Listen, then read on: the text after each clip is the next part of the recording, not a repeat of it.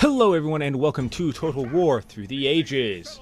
This episode we are once again more Northern Offensive. That's kind of the main thing that's going on right now. Though we will quickly be shifting gears but yeah, that's stuff that's going to go on later. We'll get to that later. So for now, we're going to be capturing the settlement, and this army is the one that consists of the two Scorpions, which is why we were able to attack it the turn we got there without having to wait for building any battering rams or anything. Which is kind of the reason I wanted to try out the Scorpions, see if they're worth it. So, the Scorpions worked great. I, on the other hand, did not. I was an idiot. I don't know what I was thinking, but I split my forces in two. And you know how last episode I talked about how I didn't have a good track record of when I split my army in two? Well, yeah, that continues, as you will see. So, for some reason, whatever, I decided to just put all my guys, I pretty much just decided, you know what, we're going to split my army in half. So the way I did this is I put all the legionary cohorts on the far left, or on the left side, and then I put all of the rest of my army on the right side. Kind of my well, actually, I think I split the auxilia half and half, but my logic behind this was that, okay, the legionary cohorts are better overall, so I didn't need as many of them. So I put more units on the outside that didn't have the legionary cohorts. Now, I probably would have been better off just splitting them half and half, but again, also like I mentioned last episode, I'm a little bit OCD, so I kind of wanted everything to be uniform, like all legionary cohorts on one side, everyone else on another. So again, kind of my little quirks getting the better of me again. So we make a couple breaches in the walls, we breach the gates, everything's fine. Like I said, the Scorpions did their job great. They worked very well. I'm sure, of course, a better siege weapon would actually get the job done faster, and also will, of course, be effective against actual stone walls, which, thankfully, we're only fighting Barbarians, so they don't have stone walls. And I don't know if Barbarians are incapable of constructing stone walls. I just have never seen a Barbarian-controlled settlement that had stone walls, so I'm not sure which it is, but I've never seen one that had stone walls. So just kind of throwing that out there. Now, for this battle, everything looks great, okay? So I'm advancing up simultaneously on all the entry points. That's, pretty good so far. Yeah, well, the problem was, of course, and I did have one unit of legionaries over there, that's right. But yeah, so the problem was I focused too much on the left side. I should have focused a lot more over here where I currently am, which is on the right. But for some reason I transitioned back over there to the left for a while, and when I actually came back over to the right, a bunch of my units were routing. Well, a bunch of my units were routing is because they were a lot of light infantry, so I kind of got wrecked by enemy chariots because they charged out through the breaches and destroyed my light infantry, which, all my hastati that are very outdated at this point in terms of the power levels across the board. However, I did great on the left side because, of course, all my good units were there. So I send 2 of my legionaries over to the center to try and go ahead and capture the settlement, and I send 4 other units along with my 2 units of auxilia that were on this side over to basically try and save what was left of my army on the left. On the right. Now, on the right, they were already routed. All those units were gone. But two units at the center, they're here. They're great. And they actually do a pretty good job, despite the fact that it's just the 2 of them against several units that they have camping the center.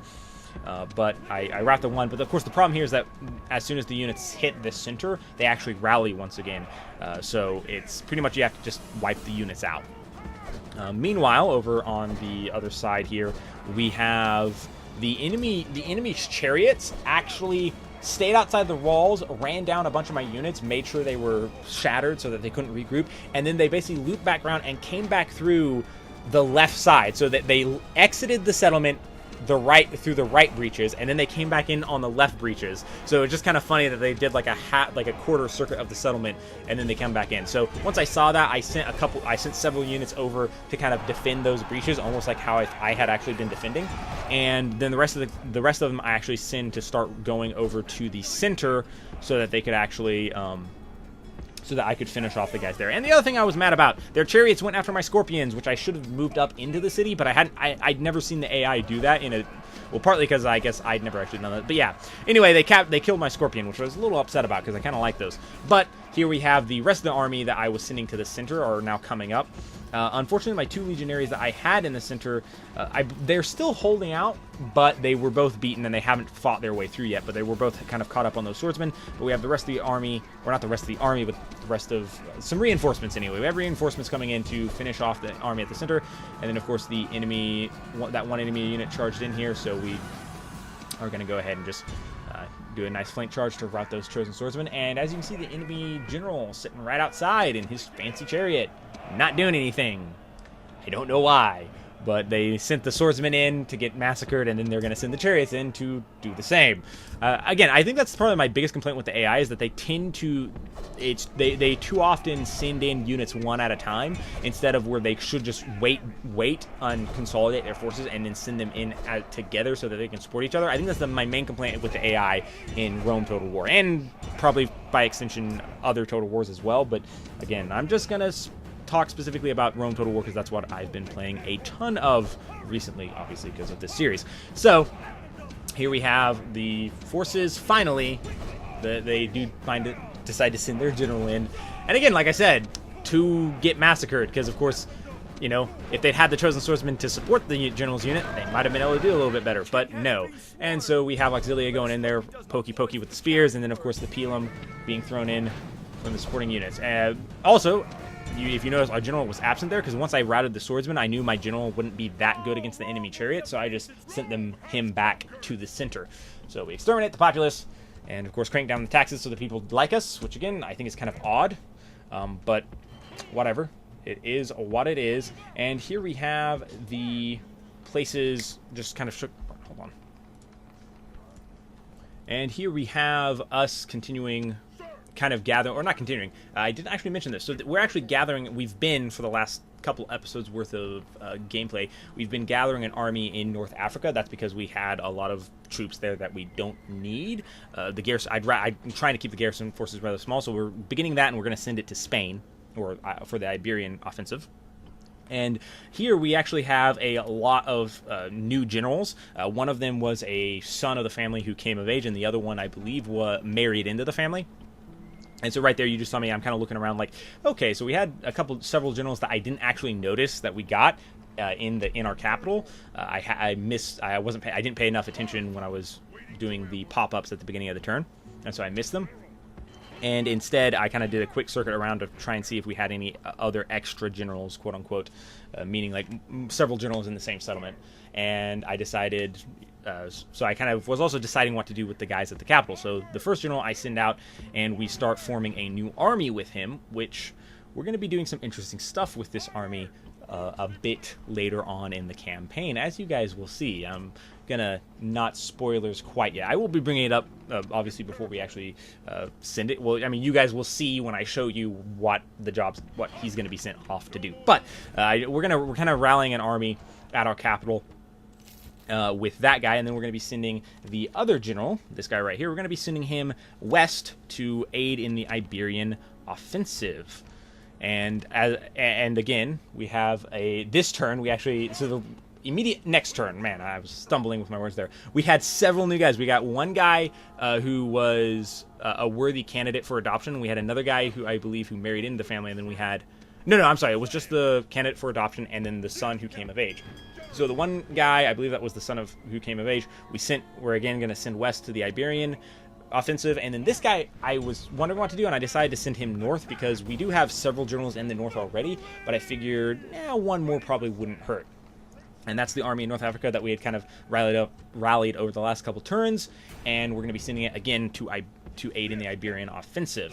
And here we have our navy, and I wanted to show you guys the navy because we have it at this port where we're going to be kind of repairing all the ships and everything, and that's because that's the navy that's going to be ferrying our units over to Britain. And right there, as you saw, I kind of skipped over it quickly when I was playing, so I do apologize for the speed of that being on the screen and off. But yes, the faction of Thrace was destroyed. I thought that was pretty interesting because I hadn't really been paying attention to kind of politics in the East and stuff. So as you can now see based off of the mini-map alone, the Brudii have a pretty substantial chunk of the map now. They did really well in the East, while the Scipii didn't do really well, partly because I actually came in and helped them and took control of a lot of the stuff in North Africa, which usually would kind of be the Scipii's area.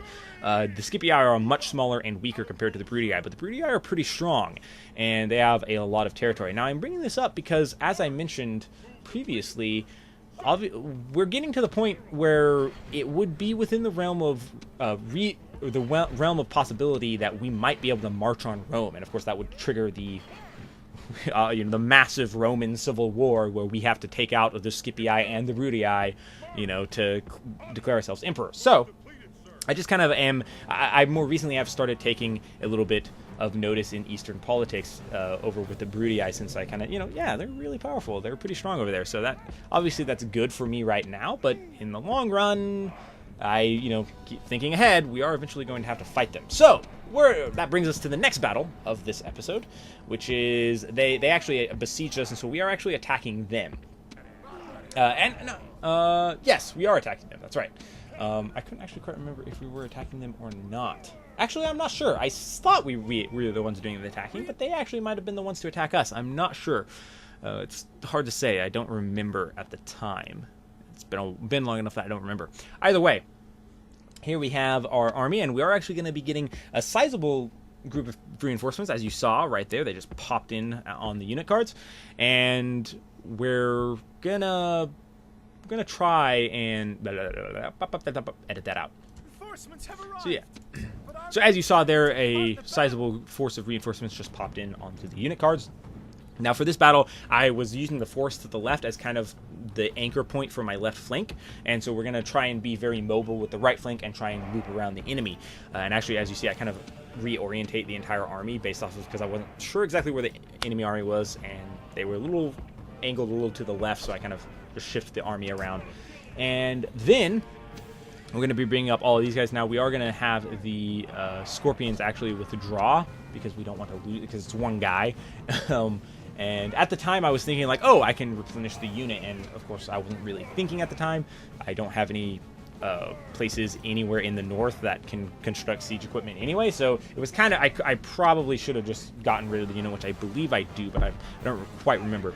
Either way, we kind of reposition we do a few adjustments with our army as we're bringing up our reinforcements. Now, I was actually surprised that the AI actually let us bring up all of our reinforcements pretty much unhindered. So I would have expected the AI to try and attack us, because they did have the numbers advantage, but instead they pretty much just opt for us to just stand there while we wait for our reinforcements to come up. So I was a little bit interesting. Again, maybe a little something that if the AI, programming wise, you make the AI so if you have reinforcements coming in, they'll be a lot more aggressive than normal, because they'll try and beat you before your reinforcements get there. Just something that I think would definitely help improve the AI. We bring up our reinforcements. If you notice on the unit card, the one unit of auxilia that's routing, that's actually we chose to withdraw. So that was actually consciously we chose to withdraw that unit, because they were very, very weak, and we wanted to retrain them, replenish them, because they had experience. Meanwhile, they begin to attack, or they begin to shoot us with, I believe those are, I don't know what unit that is, but it's a ranged unit, obviously, and they're shooting at us. I believe it's just archers, but I'm not 100% sure what the actual unit is called. So they start shooting at us, and wouldn't you know it, I'm an idiot. I completely forgot that, hey, all of our Roman legionaries can form Testudo, which is really good against archers. It basically protects us from archer fire, but I didn't remember that at the time, so I was like, oh crap, we're getting shot at by archers. We better advance. Even though I wasn't actually ready to advance quite yet, I went ahead and started advancing because we were getting shot at, and I'm an idiot and forgot about the Testudo formation, which we could have done. So, little thing there, always remember, children, when you're playing as Rome, legionaries can Testudo. That's very important, because that way you don't have to rush engaging. And as you saw there, we're already fully engaged on the left side, while the rest of our army isn't. And that's because, again, I advanced up faster on the left to try and catch the archers out. And yeah, should have just formed Testudo and marched up as I had wanted. However, we basically get a huge clump in the middle here, as you see. So that's the beginning of this giant clump that forms in the center. And this actually devolves into, we have one fight going on our left flank in the forest, and then we have another fight going on. Oops, I bumped into my microphone. I apologize for that. So we have one fight going on in the forest, and then we have another fight that's that big clump in the center there that basically is that fight. And then on the right side, our right flank, the Britons actually pulled most of their units from their left flank back to their center, and so that kind of allowed me to just push up on the right and form around. Now, if I had actually been smart, I would have used some of my units on my right flank that were the reserves on my right. I actually would have shifted them over to the center to try and reinforce the left side, because the left side has several units routing in the forest there. And of course, as in typical fashion, I'm focusing too much on one area of the battle instead of prioritizing, kind of trying to spread out a little bit more. And if I'd actually done a better job managing my troops in the forest, I probably wouldn't have had a bunch of units route there. However, again, I focused too much on the center and the right flank, so the left flank kind of suffered for it, and we kind of lose the fight on the left flank. That said, we have a pretty strong victory, and we have 2 more units of reinforcements coming up.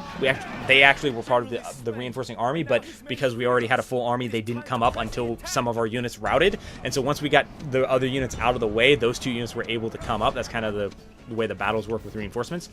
So we actually brought them up, and that actually worked perfect timing to kind of reinforce the left side there.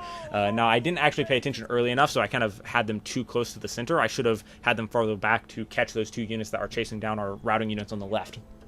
However, we are able to pretty much, that's the collapse of the enemy's center, and now we just kind of start rushing everyone into the forest to finish everybody off. And they only have a few units left at this point, but we again continued, and I believe this is actually I didn't actually continue that battle. For some reason, the enemy didn't rout for a long time. But here we have, I'm just kind of rallying some forces, combining units to bring them back up to full strength. But that is the end of this episode. So, thank you all for watching. Be sure to check back every Monday, Wednesday, Friday, and Saturday for Total War Through the Ages. And as always, till next time.